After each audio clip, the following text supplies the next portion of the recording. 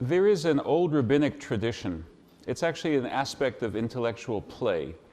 The old rabbinic sermons, like the sermons that are recorded from 1600 years ago and 1800 years ago, they always start with some verse halfway across the Bible from the verse they want to talk about. And they very artfully draw a chain of connections from that verse to the verse they're ultimately preaching on. We don't do that today because we believe that we believe in the oil well theory of preaching. If you don't hit pay dirt in 12 minutes, quit boring.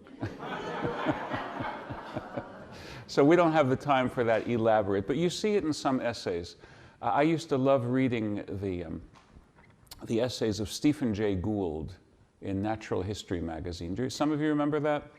And he would start with the competing forms of automobiles in the year 1900, or the competing layouts of typewriter keyboards, or something having to do with baseball, and the different rules for rounders and early baseball. He'd always end up talking about evolution, but how he got there was interesting. So I'm going to try and do something similar right now. Who knows the name Alexander Selkirk? Father Noah knows. Would it help if I said the name Robinson Crusoe? So Alexander Selkirk was the real live Royal Navy sailor who was the model for Robinson Crusoe. Now, we have a Jewish joke about the Jewish Robinson Crusoe. He's found on his island near the Galapagos after many years of living on his own, and his rescuers are astounded at his mechanical inventiveness, all the contrivances that he's built to make life bearable. It's like, you know, Tom Hanks' Castaway combined with Thomas Edison. And he's taking them around his island, and just by the by, you know, in between the windmill and the this and the that, he shows them a synagogue. A Jew has to have a synagogue, right? And he keeps going around there. And when he gets to the other antipode of the island, he shows them a building. He says, "This is a synagogue." And they say, "But Rabbi Crusoe, you showed us a synagogue halfway around the island." "That synagogue, I wouldn't set foot into it." That's the joke. And maybe there's some parallel in the world of worship that you have had. So, being a historian, I kill jokes by wondering what historical circumstances made them funny. Well, I think that the answer to that is what we're going to study right now is the time in Jewish history where I wouldn't set foot in that Jewish house of worship first came to be a living, existentially vibrant reality, for both good and bad, obviously. This time period, the 2 centuries leading up to the generation of Jesus of Nazareth and shortly after his time, are often known as the time of sects, S-E-C-T-S. So what is a sect? Well, it's not a church, right? A church is a gathering of people whose belief make them one faith community. Perhaps they have a tolerance for some in-house differences that they feel don't outweigh what's in common. Although I've known some 6-point Baptists who have left 5-point Baptist churches in a dudgeon because that was, that was the breaking point. But in a church, oh yeah, so-and-so feels that way about thus and such, but he still takes communion with us. A denomination is one which explicitly recognizes that there are other denominations and they differ with our denomination, but we're all part of the church. A sect tends to have a much higher level of tension with the larger group. We are the only authentically practicing ones. I learned this dramatically in meeting an extraordinarily evil group of bigots who call themselves the Westboro Baptist Church. You know that name? they were boycotting my synagogue. Steve, do you remember that? It was 2011. They were boycotting our synagogue, and 3 weeks later, I was in Washington, D.C. for a conference, and I saw the same group. And I said to them, feigning ignorance, "Oh, didn't I see you in Norfolk, Virginia?" And they said, "Oh, yes, we go around the country." And I said, so you're a church?" I was really trying to play dumb. They said, "Oh, yes, you're a Baptist church." So, yes. I said, "Well, what kind of Baptist? Are you Southern Baptist?" I said, "No, they've whored out." That was their language. I said, "Oh, so are you primitive Baptists?" And the lady said, "Well, they're not as bad, but even so, they've whored out." That was her expression. I'll never forget the way she said it. That's a sect, okay? If ever you wonder what is a sect, think Westboro Baptist Church, and now you'll know the answer. A group which exists in very high tension versus society as a whole, and also versus people who are ostensibly in their same faith community. We are the only correct ones in our faith community. They are incorrect. So who are the sectarians in this time period?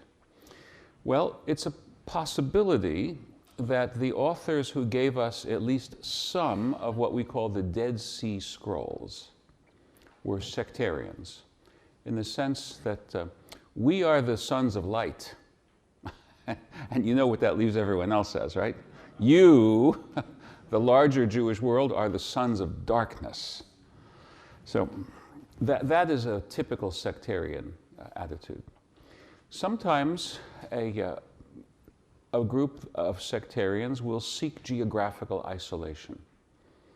We need to go somewhere where the failures and sinfulness and misunderstandings of people who claim to be us will not divert us from the right way, which could account for the fact that they went to the inhospitable area around the Dead Sea. I mean, it's called the Dead Sea for a reason. You don't use the Dead Sea for irrigation. Although I guess it would be great for brining cucumbers and making them pickles, but you need fresh water to grow the cucumbers in the first place. So there are some sectarians in this so-called era of Jewish sectarianism, the last 2 centuries of the BCE era. I dare say that most Jewish people of that era were not sectarians in that sense. They were perhaps members of parties. Now, in the last decade, American political parties have moved closer to a sectarian understanding, right? That person is a traitor. That person dare not say he's a loyal American because he disagrees with me on this and such. But we didn't used to be that way. It wasn't that way when Tip O'Neill and Ronald Reagan, right, who had very different philosophies of political life, would disagree in a civil, gentlemanly fashion, compromise, and each endorse the compromise. Neither of them felt as if he was a heretic for allowing the other side to have 30%, let alone 70%. So there's a certain amount of the sectarian mindset in American politics today, but we mostly think of sectarianism in religious terms. Now, the larger groups who are identified as members of Jewish sects, there are Essenes. I don't have too much to say about them, except that they're really interesting. They may or may not be the same people as the Dead Sea sect. They had notions of community that were very strong. They had traditions of applying biblical prophecies to themselves, which are intriguing. But the 2 groups that I want to talk about mostly are called Sadducees and Pharisees. Now, here we end up with a Rashomon type story. Anyone remember Kurosawa's movie Rashomon? You should see it. It should be on your cultural education program. Rashomon, by this Japanese filmmaker, tells the story of a murder from 4 or 5 different viewpoints. It was a short story. You could read the story if you don't prefer movies. And they do not cohere. It's not a Midsummer Murders where Barnaby at the end solves everything and we understand, that Colonel Mustard did it in the in the parlor with a candlestick. It's not that. At the end of the story, it still doesn't cohere. So our sources about Sadducees and Pharisees don't agree with each other, and after all is said and done, they're still not going to agree with each other.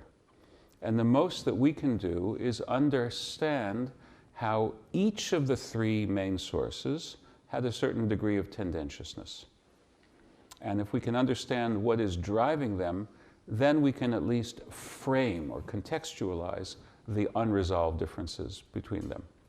And the 3 main sources are the Jewish historian Flavius Josephus, and the New Testament, and rabbinic literature. They all have what to say about Sadducees and Pharisees. All 3 of them have some negatives about Sadducees. And they are closer to agreement than they are concerning Pharisees. First of all, the word Sadducees. Where does it come from? The best etymology is doubtless wrong because it comes from English.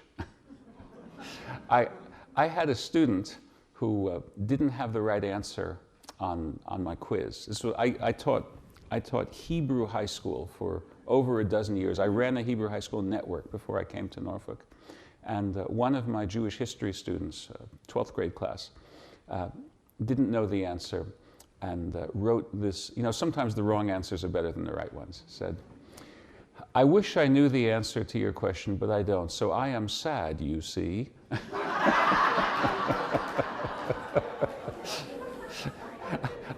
I don't know if he'd coined that. He probably didn't.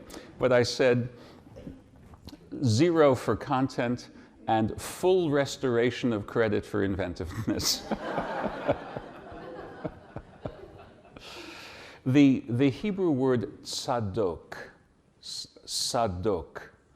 is one of the priests descended from Aaron, the first high priest, lineal descent from Aaron, who was the high priest around the time of King David.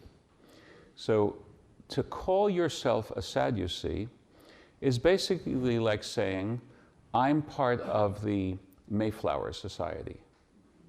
Right? I have the most distinguished lineage of all.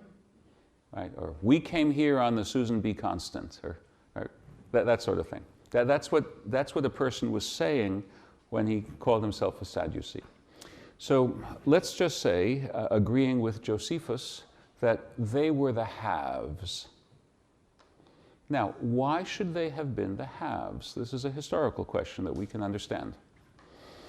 We know from our general study, previous readings, and we know this from last week's class too, that the central institution, bricks and mortar, actually not bricks, stone, the central stone institution in the Jewish world was the Jerusalem temple. And that while there were some few unorthodox temples in Egypt, one was called the Temple of Onias in Leontopolis. An earlier one was the temple in Elephantine, but neither of them was ever a serious rival to the Jerusalem temple, built by Solomon, destroyed by the Babylonians, rebuilt by Zerubbabel, greatly enlarged by Herod, finally destroyed after the time of Nazareth by the Romans in the year 70. That temple was the only place in the Jewish world, as Jews understood it, where it was licit to offer the animal sacrifices to God that are commanded in Exodus, Leviticus, Numbers, and so on and so forth. No other place would do. So no synagogue was a temple. So don't be confused by the fact that my employers have an organization called Temple Israel. And my colleague Larry labored for decades in the vineyard of a temple that's called Ov Shalom Temple. The word temple is a loose synonym there. It doesn't really mean what temple means for us in this historical setting. Because in a synagogue, you offer the service of the lips, the service of the heart. You don't have an animal sacrifice. You don't have any of what the Bible prescribes. Only in the Jerusalem temple. So it was, I can't even say it was the Vatican, because the Vatican may be the world center of the Roman Catholic faith community, but no one in the Vatican says this is the only place where you can say Mass in a certain way. But this was the only place where it was licit to worship God in the biblically ordained way. And what's the proof text for that? It goes back to the book of Deuteronomy, chapter 12. Moses says to the Israelites, when you enter into the land, don't offer sacrifices on every hilltop and under every leafy tree. Rather, go to the one place where God's name will be placed in residence. Go there, and that's where you're going to give. And there's a whole laundry list of all the different kinds of sacrifices. So we call this the centralization of worship. It was, as they say, honored in the breach for many centuries. But as the book of 2 Kings tells us, the king Josiah, Judean king around the time of Jeremiah, actually put it into practice and cashiered. We know a lot about government employees being fired nowadays. Well, Josiah was nicer than the people who do firings today, because he kept the priests on the payroll. He gave them a golden parachute. He said, you're not allowed to offer any sacrifices, but you still get to eat priestly bread. You're still part of the benefits plan that we give the children of Aaron. So only one temple, so that's why it becomes authoritative, a place of great power, as it were. So the Sadducees were connected with the priestly establishment. Now, haves are often more conservative than have-nots, right? They have more to lose if the existing order is challenged. Now, we all know there are some limousine liberals, if you still use that expression, right? But your typical Sadducee was not a limousine liberal. Your typical Sadducee was quite conservative, because the way it was works out very well for their perspective. Now, let's add one more point that we introduced 2 sessions ago. What has happened in this Second Temple period that was not true in the First Temple period is that the Hebrew Scriptures, as we know them, were ratified, were accepted as the constitution of the nation. And this we know from Nehemiah chapter 8, where Ezra goes to Jerusalem and reads the Pentateuch to the entire house of Israel, and they all feel pretty bad because they realize they've been doing it wrong. So he consoles them and says, oh, it's okay, God's going to give you a chance to do it right now, just do it right. So that moment is a key moment where the era of prophecy yields to the era of interpretation. Because once you have the accepted, bless you, canonical Word of God, as understood by a given faith community, prophets are redundant and perhaps problematic. The book of Deuteronomy says, if a prophet rises amongst you, how do you know if he's true or false? And the answer is, if he goes against the teaching right here, he's false. Which means that according to the book of Deuteronomy, prophecy belongs in the Department of Redundancy department.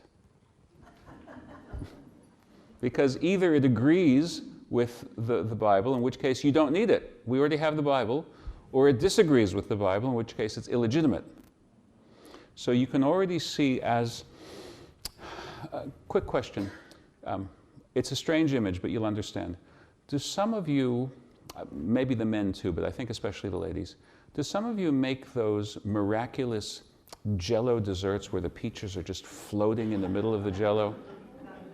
I think that that's almost like DeMille's crossing of the Red Sea. I think it's the closest I can think to magic in everyday life. Did anyone of you guys do that? Do you know, how is it done? Oh, so it's already viscous. Ah. Well, that spoils the magic, but it's still tasty. A great magician never tells out, right? So the book of Deuteronomy already shows us that the Bible is getting crystallized already. And that's seen, that law where a prophet disagreeing with this is not to be listened to, already shows you that the gel is almost enough for the peaches to stay in place, right? A little bit more, the Babylonian exile, the Persian restoration, and it's set.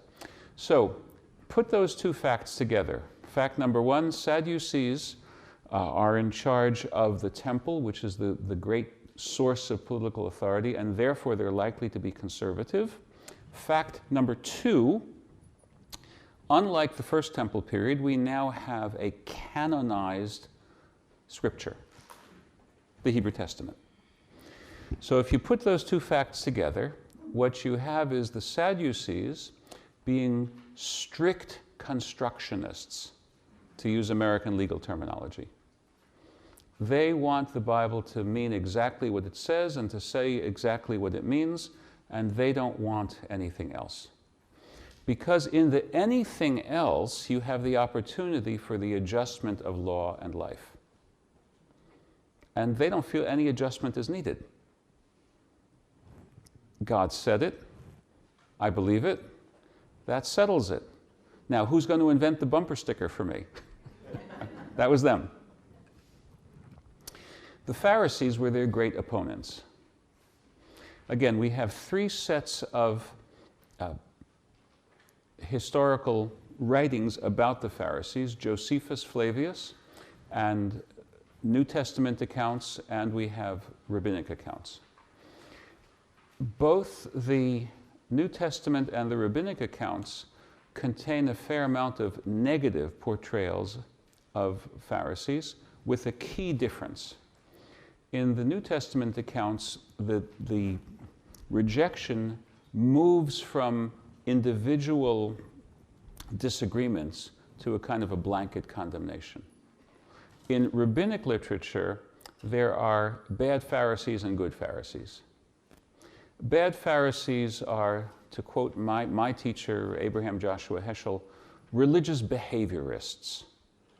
You know, people who think that if you get the dance right, if you do all the steps of the dance right, then you've done it right. And don't think about interiority. I actually quoted the Talmud once in a pastoral setting about the bad Pharisee of the Talmud. The bad Pharisee of the Talmud won't jump into a river to save a woman who's drowning, because the water will make her clothing cling to her figure, and the bad Pharisee will be guilty of immodesty. And the rabbis condemn that unreservedly. I actually got to use that as a pastoral statement once. I was talking to two sisters, grown sisters. One of them was in the fight of her life, and ultimately we lost her prematurely. She was fighting both leukemia and lupus. Really, really tough burden for her. Her father, their father, had become a widower, and he'd moved in with her. And we were sitting and chatting, and she said that she passed out while showering, and her father heard the thud as she hit the floor, and he came in and he rescued her. And her sister said to her, "You let Daddy see you naked?" And I said to the sister, "Interesting, this comes up in the Talmud." I did not say to the sister, "And you're the bad Pharisee." That is not good pastoral technique. But I said, the Talmud assures us that saving a life is the most important commandment. Now, that means that the Talmud agrees with Jesus and not his Jewish interlocutors in the confrontation over healing on the Sabbath. You see that? So the New Testament has reasons for depicting Pharisees and Pharisaism in a negative light that I'm about to get to. That's not the way that Rabbinic Judaism developed. So Rabbinic Judaism says there were soulless Pharisees, but there were also Pharisees who developed into what we think of as ourselves, people who said the most important verse of the Bible is Leviticus chapter 19, love your neighbor as yourself. That's not what you think of from the denunciation of Pharisees, is it? So how did this come about? Here I want to use it was an offhand remark by a great scholar, but sometimes offhand remarks by great scholars are worth listening because they may be very pithy. Anyone know the name Yaroslav Pelikan? Okay, great professor of the history of Christian theology.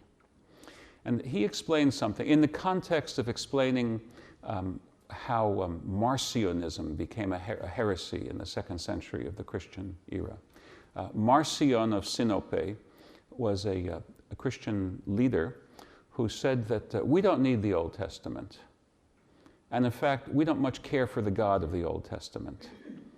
The God of the Old Testament is inferior to our concept of God, and the Old Testament is inferior to our sacred scriptures, and we would be better off if we just got rid of it. The church rejected that. But that attitude is what Professor Pelikan was explaining. And Professor Pelikan said, think about this. Initially, there were Jewish Christians, right? They were Nazarenes. They followed the man from Nazareth. And they were of Jewish ancestry. They still thought of themselves as Jews. By the way, a classic expression of that point of view would be the Epistle of James, brother of Jesus. So notice that in James, very different than in Paul, the relationship of faith and works is like the relationship of theory and practice. You don't think that you could ever swim a lap if you could swim theoretically, right? You need to actually do the practice of swimming laps. But if you didn't know how to swim, all the flailing in the water wouldn't help you. So you need both. Or if I can give you a more updated analogy, I imagine that a few of you live in the neighborhood and walked here. I imagine most of you drove here today. So whatever your vehicle was, it had a source of power, the ignition spark, and it had a way of transferring it, a drivetrain, to the axles so that you could actually go. So the faith is your power source, and the works are your drivetrain. Without both, you don't get to church. So that's a more modern technological illustration of what is actually the standard Jewish notion that faith and works are a complementary pair of halves. So Professor Pelikan is explaining that for the early Jewish Christians, the Hebrew Testament, with its many, many commandments, is their mother. Now, daughters and mothers have a certain amount of tension, but they still love each other.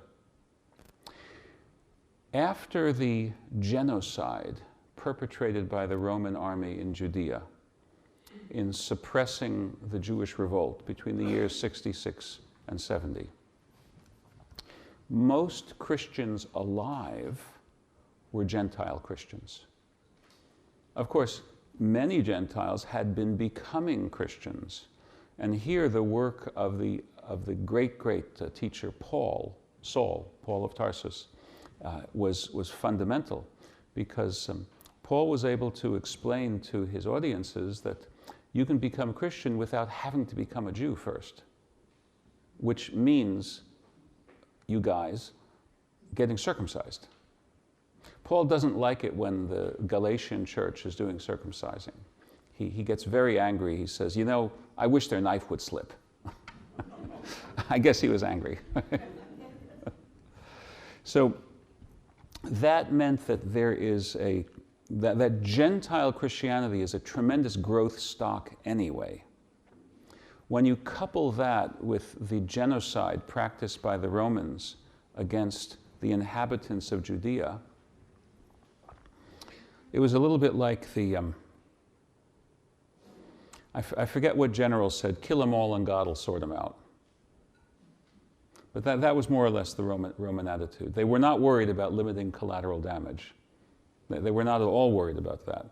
In fact, they would prefer to have a huge spectacle of uncounted numbers of victims to terrorize the remaining population. Think of what they did to the Spartacus rebels, crucifying them on the road to Rome. Every so many yards, another person dying horribly on the cross, right? That was the Roman notion of suppressing revolts. So after that, there are simply very few Jewish Christians.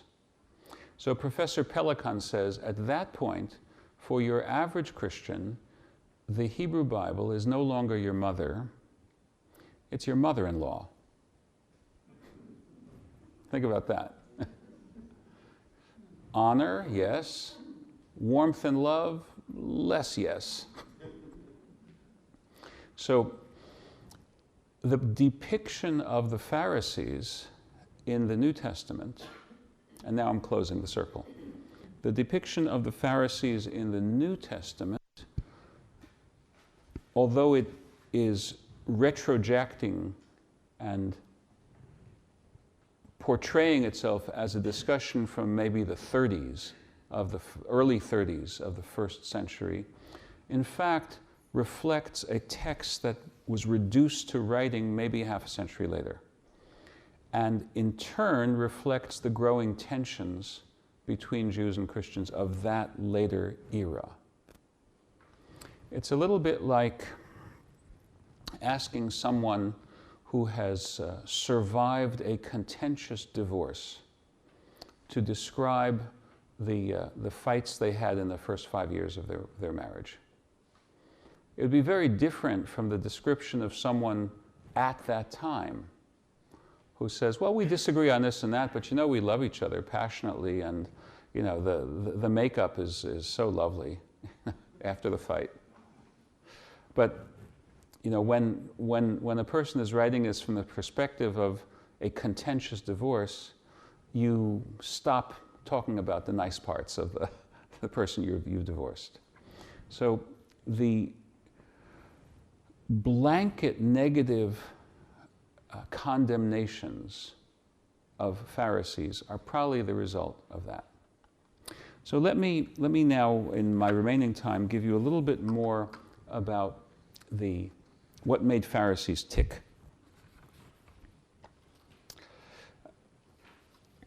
Let's look on the second inside page where it says contrasting scholarly theories. See that?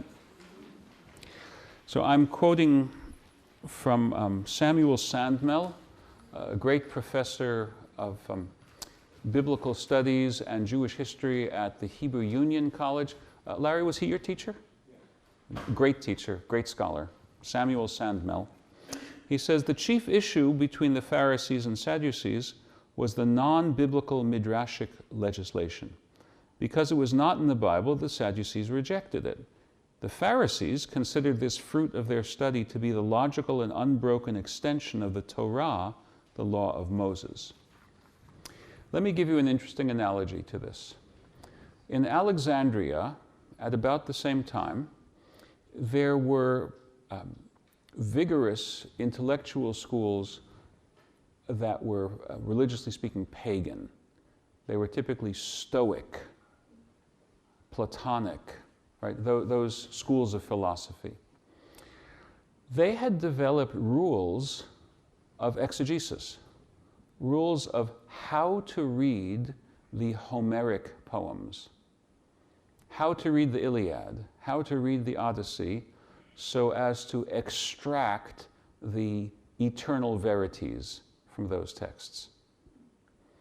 A professor of mine, whose name was Saul Lieberman, wrote an essay that showed that the Alexandrian pagan interpreters of Homer had the same logical criteria of textual interpretation as the Pharisees had. Which is not surprising. They're living in the same world. They see themselves as post-classical.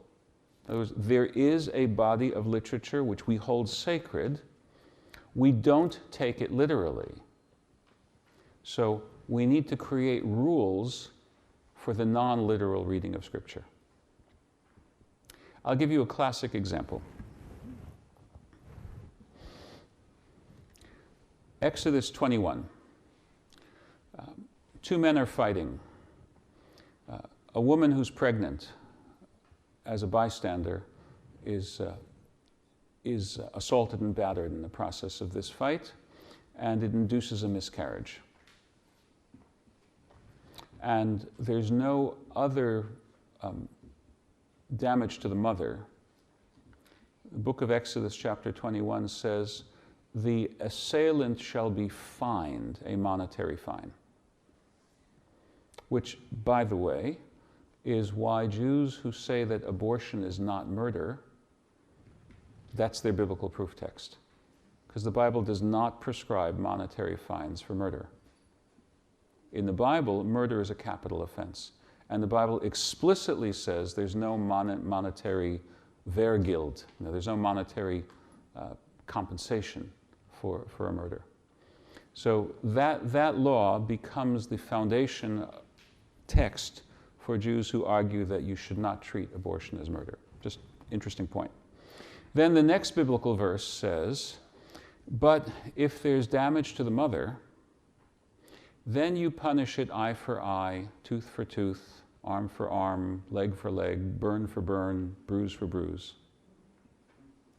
And all of the Pharisaic, followed by all of the rabbinic interpretation, says this means the monetary value of the loss of an eye, the monetary value of the loss of a limb. Right? Now, Steve, if we were doing some PI work and we had to figure out what was an appropriate consequence for someone who was guilty of assault and battery and it blinded the victim, I dare say there'd be certain categories that would get all added up, and that would amount to maybe a hefty but monetary fine. Lost wages, right? Lost future wages, right? Loss of earning power, cost of treatment, pain and suffering, right? Maybe I'm missing a category, but that's the sort of thing. That's how you do it, right? So in other words, in our American system, we follow what is the Pharisaic interpretation to assault and battery. We see what are the monetary consequences, and we fine the defendant found guilty that amount. More or less, right? We don't break the arm of the offender. We don't amputate the hand of a thief, as is done in Sharia law. We don't do that.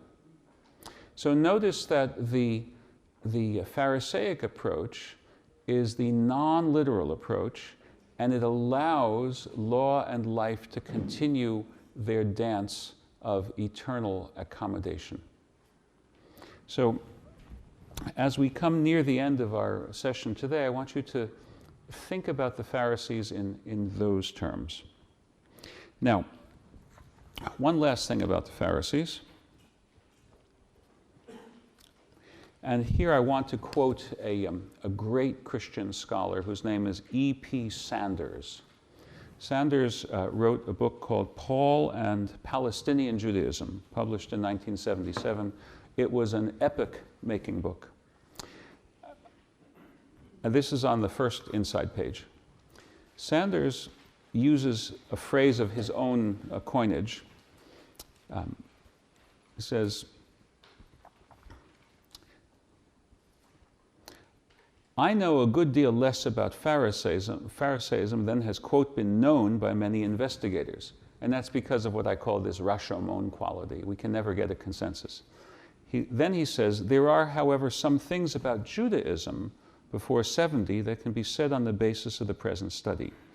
Because of the consistency with which, and here's his term, covenantal nomism is maintained from early in the 2nd century before the Common Era to late in the 2nd century in the Common Era, it must be hypothesized that covenantal nomism was pervasive in Palestine before the year 70. It was thus the basic type of religion known by Jesus and presumably, I have a typo here, and presumably by Paul. Covenantal nomism. I want to explain that because no one else uses that expression as far as I know. The covenant is God's basic framework of agreement with us. It starts with the 10 Commandments and it continues with lots of specifics. Nomism means that God's guidance for us is expressed as mandates and prohibitions. I'm remembering a commercial for the stockbroker firm E.F. Hutton. Anyone know about E.F. Hutton? So it's a very congested commuter rail. My friend went, I think it's LIRR. I think it's Long Island Railroad. It looks like that. And you've got these guys sitting around reading their Wall Street journals, and it's a very noisy railroad car. And one of them says to his seatmate, well, my broker is E.F. Hutton. And E.F. Hutton says, shh, everybody is quiet. Right? So what E.F. Hutton says, according to that commercial, has the force of, you'd be very well advised to follow his advice. Right? So what God gives us are not the 10 helpful suggestions, the 10 nice ideas, the 10 Commandments. Right? I once gave a sermon for the Jewish Pentecost, and I called it Not the 10 Suggestions. And sometimes from a title you know what the sermon's all about, right?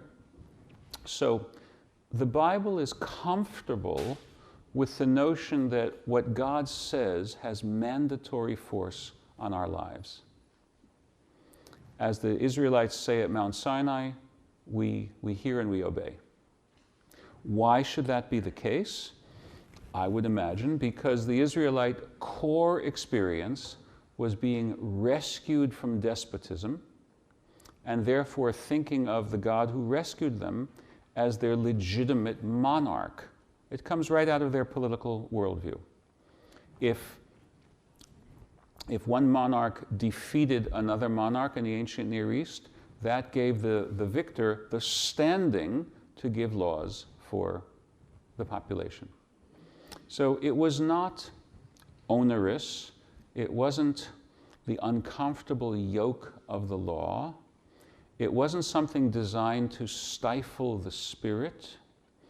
It was the dominant political metaphor for how to understand God's relationship with us. It's not the only metaphor. The Hebrew Bible is equally focused on God as our Father. So the same one who gives commands also gives love.